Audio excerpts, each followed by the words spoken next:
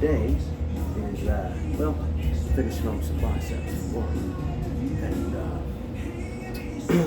right now I'm kind of in a cycle of doing high intensity Dorian Yates type style training, which is awesome for my it is.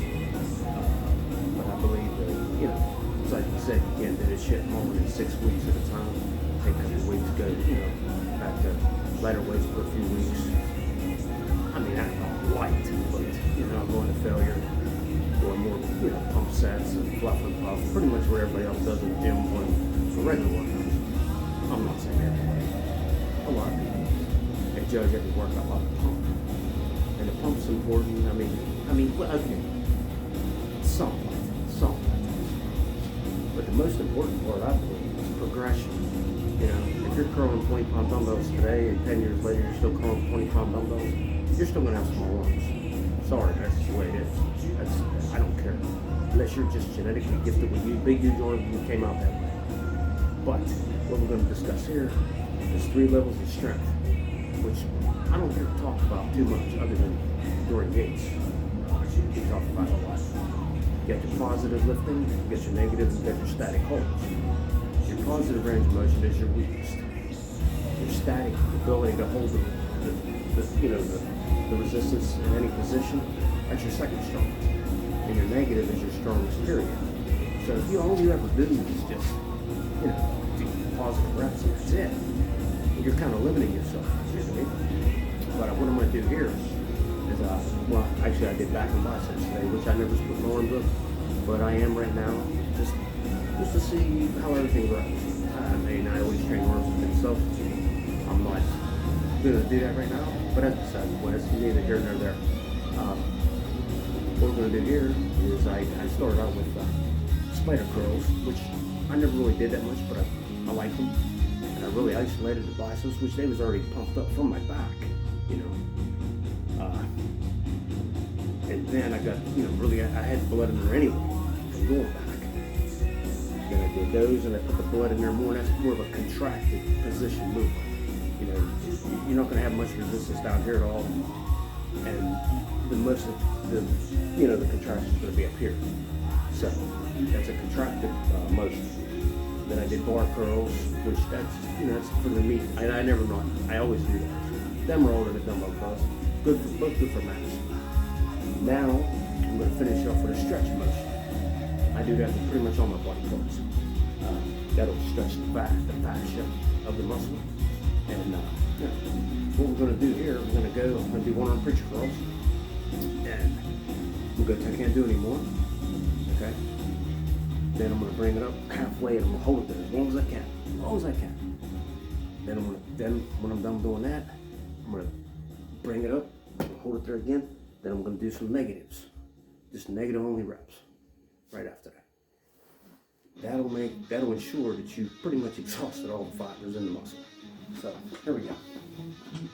There we go. Yeah.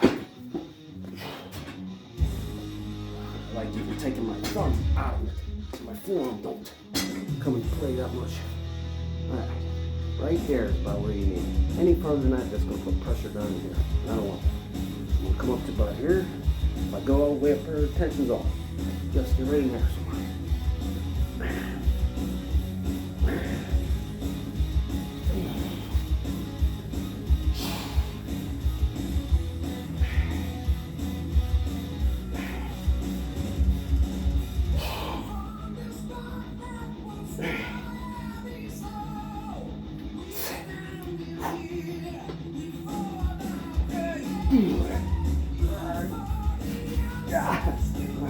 Go halfway down.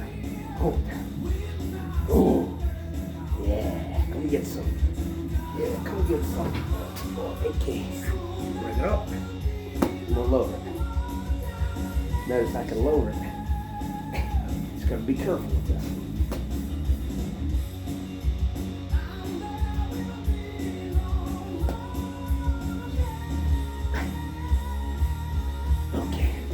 Start going down again, pretty fast, then terminate the set.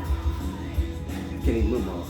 And then, yeah, that's, the arm just will feel basically dead after that. I mean, getting a pump and all that shit, I mean, that's great, man. But you got a better chance of building arms by fatiguing them, doing something to them that they're not used to. You get a pump doing anything. That does not mean you're going to grow. I don't care. I mean, I could do, push-ups all day. Does that mean I'm going to get bigger for it? No. All right, let's do the other side.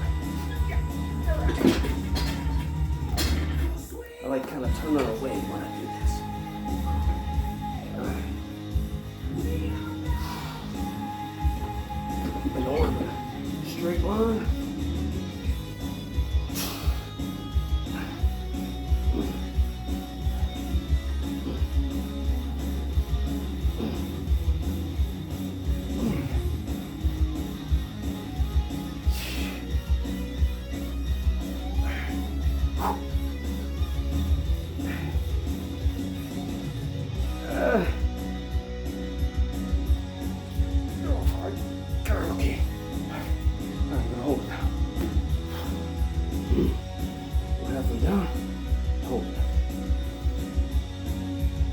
Okay, Lord.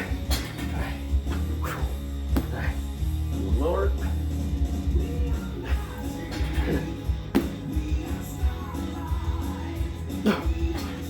Okay. Oh. You'll know when you're done, later. But it's a pretty advanced technique. Beginners, I don't believe, need any kind of shit like that. Been doing it for a while, I mean, at least a year or above. I would say even 2 years. The thing about high intensity training, there's not a lot of sets involved. So you pretty much better be in tune with that muscle group that you're training. Take these glasses off, man. I'm always glad I look at them then. And that makes me look even older and put them on my head like, somebody that's 90. But anyway. Advanced techniques are definitely for, if you've been doing it for a while. But, I mean, do not do this if you're a beginner. Or even, maybe advanced, getting ready to get pretty advanced in your training. Then, maybe. If you don't have a good connection with a muscle group, doing low sets, might not be good. You might have to do more sets until you become aware of the muscle group and become, in connection with that body part. If you're not feeling it in that muscle group, you're doing one set, you're going to feel you're just doing a set. But if you're connected, man, to that muscle, you really feel what's going on in there. I ain't saying you have to be totally connected. Progressive overload is the most important thing, I believe. You could do all kind of squeeze and stuff on, and you can say, well, I felt that, but you might not get big from it. So, there's a fine line. In other words, there's a fine line with feeling something, and these guys that just want to go get to feel and stuff, you're going to be using air if you just concentrate on just feeling, and that's it. You got to have some resistance to feel anyway. So, that's my tip of the day, man. I try that,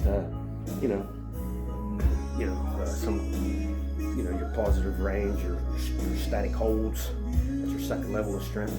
I wouldn't suggest doing this on like bench presses or squats or something like that. Kind of like your isolation movements, might not be a bad thing. If you're by yourself, like I did with the dumbbell, that'll work good, one arm at a time. You can do them, whatever. You can do them on dips, chin-ups, stuff like that if you train alone, like I do right at the present time. But try that. Do dips. You can go up, or you can forgo the whole movement. Like say you're trying to get your triceps big, or chest or whatever, and you're stuck with a certain weight. You go up there, hang some weight off of you, and go up there and just hold it there as long as you can, and then just lower yourself. Go up, low rings, because you can do more weight on that than you could just doing regular positive reps. For somebody that can't do dips or chin-ups, I definitely believe do negative only. When you can do, negative 10 negative chin-ups or 10 negative dips, with 10 seconds down, whatever, you should be able to be able to do regular positive range. What I'm trying to say is work all your rep ranges, or work all your levels, your 3 levels of strength. Remember, you got your positive, you got your static holds, and you got your negatives, and they all work systematically. Okay. But anyways, guys, have a good one, and I'll catch you next time down in the dungeon. There, guys. Thanks for watching, man.